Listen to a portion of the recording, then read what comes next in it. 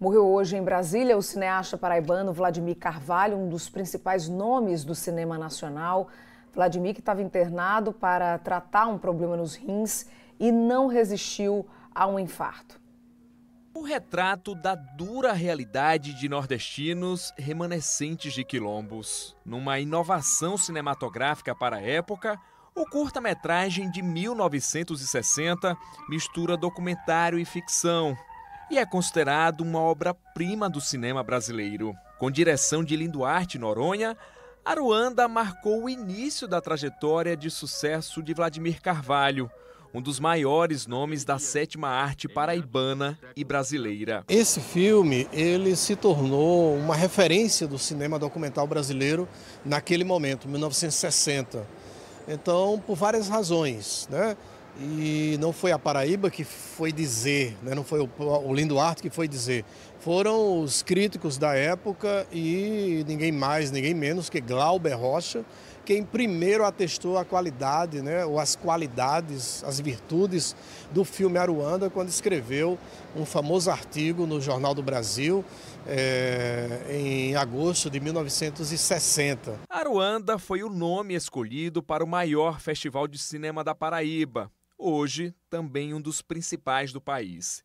E Vladimir, mesmo à distância, sempre foi mais do que um entusiasta. Ele não veio na primeira edição, mas a partir da segunda edição ele passa a participar efetivamente e ele tinha uma relação afetiva com o festival. Ele foi homenageado, sempre que ele tinha um filme novo a gente exibia, ele vinha participar de mesas.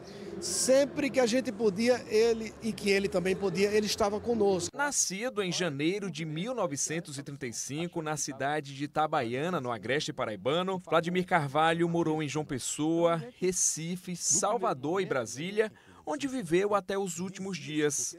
Mas foi na capital baiana onde ingressou num dos mais importantes movimentos culturais do país, o Cinema Novo, marcado pelas críticas sociais. O caráter político do movimento e os reflexos sobre o período do regime militar, Zezita Matos acompanhou de perto.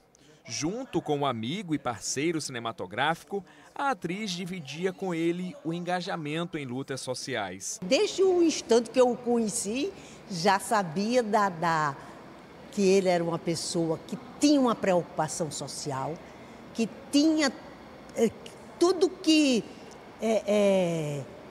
fosse fazer, primeiro a gente pensava no social. O Vladimir era assim. No Cinema Novo, o Vladimir foi assistente de direção do filme Cabra Marcado para Morrer, que chegou a ter as gravações interrompidas com o golpe militar de 64. O País de São Saruê, de 1967, se tornou um clássico do cinema brasileiro e um dos maiores legados deixados pelo cineasta. São mais de 10 obras que levam a assinatura dele, o talento, a visão crítica da realidade brasileira, o cotidiano. O último trabalho foi o documentário Cícero Dias, o compadre de Picasso, de 2016. A trajetória de Vladimir Carvalho rendeu ainda em vida homenagens por todo o país. Em 2013, uma sala de projeções do Ministério da Justiça foi batizada com o nome do paraibano.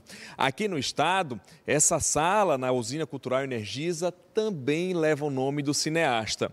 Hoje, ela está vazia como se vivesse um luto, mas não por muito tempo.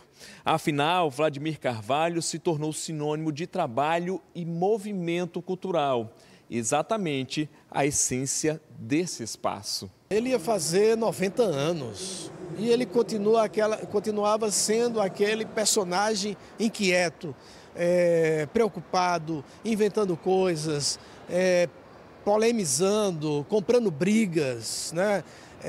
Era uma pessoa muito ativa. Em Brasília, por exemplo, ele é muito ativo, era muito ativo no movimento cinematográfico. Vladimir Carvalho partiu aos 89 anos, deixando para a eternidade mais do que clássicos da cinematografia brasileira, mas também um legado de quem soube usar a arte para expor realidades sociais do país. Trazer à tela aquilo que as pessoas estão esquecendo ou já esqueceram, ou aquilo que não interessa que seja discutido.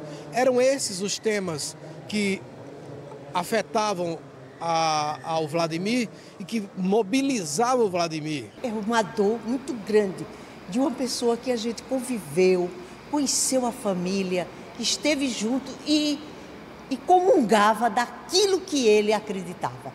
É que a gente pode ter um país melhor.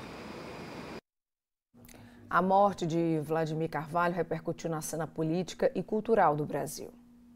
A página oficial do Ministério da Cultura no Instagram disse que a notícia da morte de Vladimir Carvalho foi recebida com pesar e destacou a abordagem humanizada das obras do paraibano. A ministra da Cultura, Margareth Menezes, também fez uma publicação. Ela disse que perdemos uma verdadeira referência do cinema brasileiro e que o país se despede de um gigante da sétima arte. O governador João Azevedo destacou que Vladimir Carvalho foi um dos maiores documentaristas do Brasil, com a capacidade de capturar a essência social e cultural do país. O secretário de Cultura da Paraíba, Pedro Santos, também lamentou a morte do cineasta. Nós expressamos o pesar pela partida, pela passagem de Vladimir Carvalho. Vladimir, que foi um grande mestre para muitas gerações, um grande mestre do cinema documentário, e que eu acho que deixa como legado não só a sua produção cinematográfica, a sua pesquisa, o seu modo de fazer cinema, mas sobretudo a lembrança de um profissional, de um ser humano extremamente generoso. Artistas como a atriz Beth Goulart e o ator Matheus Nastergalli também utilizaram as redes sociais para homenagear Vladimir Carvalho. O cineasta Écio Amaral estava em contato com Vladimir para uma gravação em homenagem à atriz Zezita Matos. Eu convidei Vladimir para participar desse projeto, ele ficou muito entusiasmado. Ele achava que esse período da história paraibana não está registrado no cinema. Ele era um entusiasta do projeto, além de ser um entusiasta do fato de que o projeto se voltava para a trajetória de Zezita, contar a trajetória de uma mulher que exerceu protagonismo naquele período. Infelizmente, nós não vamos ter agora Vladimir no filme.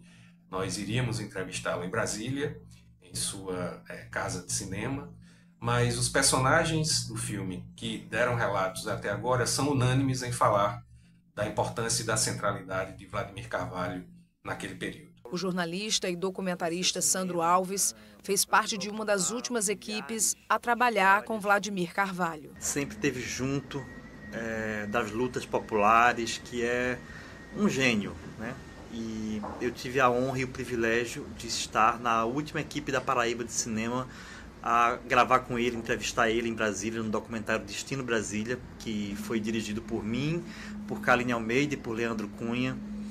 Então eu acho que é só agradecimento, porque nós tivemos o privilégio de ter um patrimônio da cultura brasileira, do cinema brasileiro, durante quase 90 anos. Fica aqui todo o nosso respeito, nossa admiração, por Vladimir Carvalho e a obra que ele construiu, que segue viva, gerando aí, sem dúvidas, mais frutos.